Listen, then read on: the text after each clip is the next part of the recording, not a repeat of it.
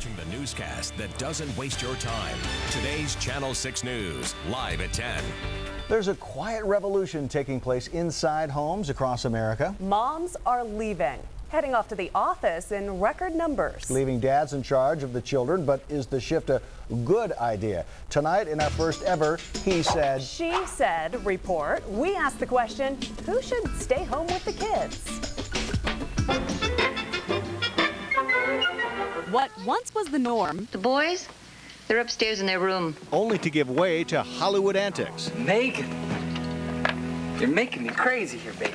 has become an issue thrust into the national spotlight. My husband, Alaska's first dude, Todd Palin. Dad going home to take care of the kids.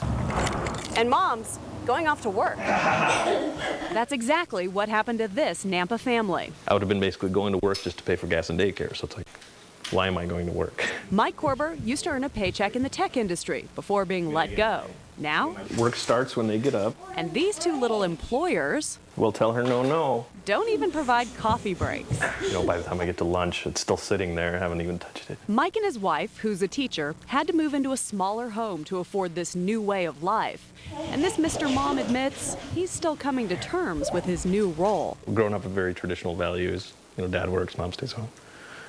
So part of me is my psychology. I'm trying to psych myself into being a dad and get away from the stigma, the stereotype. Is there some stigma to dads staying home? Is it still not perfectly acceptable? Unfortunately, this does appear to be the case. Dr. Heidi Reeder teaches communication. And interpersonal relationships at Boise State. When people imagined a couple where the mom stayed home and the husband went to work, that couple was evaluated more positively than the couple where the mom went to work and the dad stayed home. So you're not surprised when you hear stories of men not wanting to talk about it then? I wouldn't be surprised, but so you can see how that's really rooted in our traditional gender stereotypes.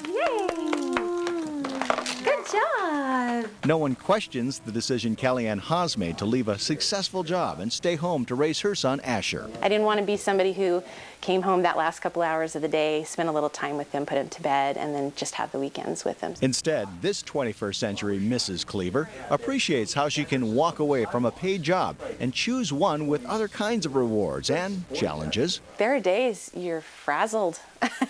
You get done and you think, okay, I thought I was going to be prepared for this. I thought I'd be prepared for multitasking, and you realize you're not quite as ready as you think you are.